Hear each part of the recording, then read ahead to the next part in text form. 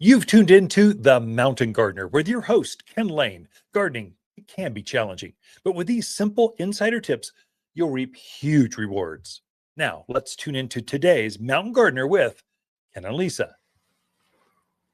And we are back with Lisa Watters-Lain. She comes each week with your garden questions. Just what are people talking about? Facebook, Instagram, newsletter, just kind of from all over the place, huh? Mm-hmm. What kind of questions we got this week? So yeah, good spring questions this week. So Ted has questions about our weed and grass preventer. He wants to know, can it be used under trees and in tree wells to keep the grasses out? Wants to know if it can be used on pavers to keep those little weeds that come up between pavers. And the last part of the question is, how often does it have to be applied? Yeah, so good question. So now's the time. Actually, 3 weeks ago was the best time. So already dandelions are up, but get it on before, rather now, later, rather than not at all. So, okay. Weed and grass stopper is a granular product. You sprinkle it throughout the yard like you would a fertilizer, only it doesn't work. It's not a fertilizer. It actually keeps the seed from germinating and sending a taproot down and keeps that from getting down into your soil. So it's a weed preventer. It'll take out little tiny things that have just come up. So just starting to sprout to take out those. But if it's a big dandelion, not going to affect them at all. So that being said, it's not going to affect your tree. It's not going to affect your roses. It's not going to put around your lilacs. It's not going to affect them. Things that are already up, not going to affect them. Only the seed that might come out, which is ideal for things like locusts or elm trees that throw off leaves, seeds, tumbleweeds, horehound, a goat head, all these things that are nasty weeds. These are all annuals that come back by seed. So you put it down there. So, okay, can you put it underneath your trees? Yes. Encouraged. Do that. It'll make your trees happier because it won't have weeds growing up there sucking up all their nutrients and water. So all that's remaining is just their needs. You can put it through the rock lawn. You won't have weeds coming up, popping up through. I know you put fabric down, but there's silt and just dust that gathers between the fabric, the weed fabric, and the rock. So you still get some seeds. It will keep those seeds from germinating coming up. Right over a patio. Okay, I probably wouldn't do that one. I don't know if it stains. So I just don't know. If you were to do it, I would test it. Would it work? Yes. What's it going to do to the weeds? Keep them from coming up. Will it put a little dot or stain on your paver? Do a testing. Like the paint samples, they always say, or cleaners, always test us underneath where no one can see first before you commit all the way. I would make that same kind of disclaimer. I'd say there's probably better ways to do that. Come and talk to us. We can help you. And then how often? Mm-hmm. So I'd say twice a year. Once now for your winter weeds, and then do it again, Ted, right before the monsoons. So hit it the end of June, first part of July. So because that's when all those summer heat-loving weeds start coming in. The wind, those storms start, the monsoons are blowing winds, tumbleweeds start leaping across fence lines. It'll keep them from coming up in your yard. So twice a year. And then as you use it consistently, it gets better and better and better. Literally it eliminates 95% of all the weeding you'll do. It'll eliminate all that work. I was helping a customer yesterday and going, yeah, our landscaper our maintenance guy got a little expensive. We thought we can do this ourselves. Help me. Well, this is really easy. Thing is about watering and weeds, keep those two things down. That's mainly what they do, is adjust the clock and keep weeds down. And then they were worried about pruning roses, doing that. Your timing's right. They were gardeners. They knew what to do. And then they sprayed some horticultural oil to keep the bugs away. So you got this. It didn't cost that much. And so the main thing was weed and grass stopper. They use horticultural oil to get rid of all the aphids and stuff that might be there because they just finished pruning their roses. And then they're fertilizing things. You just did 90% of what landscapers and mow and blow guys do coming in. So you can do this. Yep.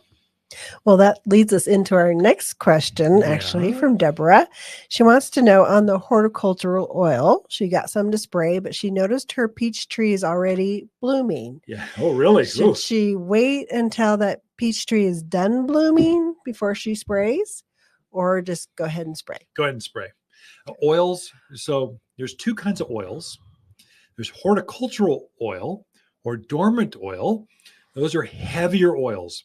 If you read the label, so we don't sell the dormant oil anymore because the time frame, up to a certain level of heat, and then it starts to burn. So she's thinking of that. So the oil is so heavy it bakes the plant and the bugs. Horticultural oil is a little bit finer. It's refined, thinner. So you can spray that up to, I believe it's 80 or 85 degrees. It's quite warm. Like we're not going to see that until May. And so you never have to worry about that in the mountains if you're spraying horticultural oil. So I'd say go for it. It can only help you. It cannot hurt the peaches. And while you're at it, spray the apples for the codling moth. Spray the plums for this what do they call it? Skeletonizers. Spray your grapes for the skeletonizers. Hit them all. While you got it powered up, just hit the whole yard. Clean the whole yard up. It will get rid of all the eggs. And there are bugs sitting there in the yard. They've been there all winter hibernating. They're waiting to come out. And so if you hit them, it will get rid of them and their eggs. So at least you start nice and clean. Bugs are winged. They can come in after you, but at least you're starting, you're starting at a baseline that's clean. It's good. Go for it. And there's no issue with pollinating then. No, Okay. Oils don't affect pollinating. I'd say if you can, try not to spray the bees because it can affect them. But that's just a morning. Bees are daytime creatures. Just spray dusk or dawn or something when they're not around, and you'll be fine. So pollinators, no, you're not going to hit. Won't affect it at one bit. Nope. Okay. All right. Next question is from Tony. He's looking for suggestions for a hedge plant that gets 5 to 6 foot tall. He wants easy care and evergreen. Ooh, Tony, good question.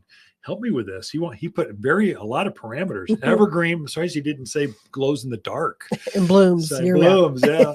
So 5 feet. That's what gets us. So we want it shorter. So you can hedge it down to 5. But we don't want to. That instantly gets rid of red tip photinia, red clusterberry. These ginormous. Well, he says 5 to 6 feet. Okay. But yeah, he didn't say about pruning. But 10, good point. 15-foot plant. He's going to be pruning every month to keep it down. Good point. Good point. There's better choices. I would say number 1, euonymus. There's a couple varieties. There's a gold, a silver, and a green that you can use. Just solid green, evergreen. Good. I mean, takes our sun, our wind, does all the stuff that you want. It's probably the number 1. I guess boxwood's number 1, but that's a little bit too short. Depends on the boxwood. Number 2. Well, that's true. So euonymus, though, that's a good choice. One you should also look at is Nandina. Now, you don't think of that as a hedge plant, or you Californians call it heavenly bamboo. It's not a true bamboo, so it's not going to get 10, 15 foot tall. It's not going to run and lift walls and come inside, eat dinner with you. It's going to stay refined. But there's a couple varieties. I think it's Sienna Sunrise and Domestica. Those 2 varieties get chest high to head high. Nice evergreen. In fact, they've got red in the winter, green in the growing. They've got a lot of dynamic to them. And so that would be good. It gets a white flower to it. It's super easy to maintain. So you might, I doubt it, but maybe would have to prune it back in the winter. But probably it takes no real care. What else you want? Elaeagnus, yeah, Elaeagnus. You could easily keep. That's a native. If you want to go solid native, so silverberry. It's another one. We've got 2 varieties here. The true native one, it's got green leaves and silver foliage on the backside, and then we've got the gold one. They're cousins. So you have blonde or brunette. Pick the one you like, and then they'll hedge down. They'll grow naturally just above head high. You could easily keep them down to that 5 foot level. And once they're up to size, you don't have to water them, don't have to care for them.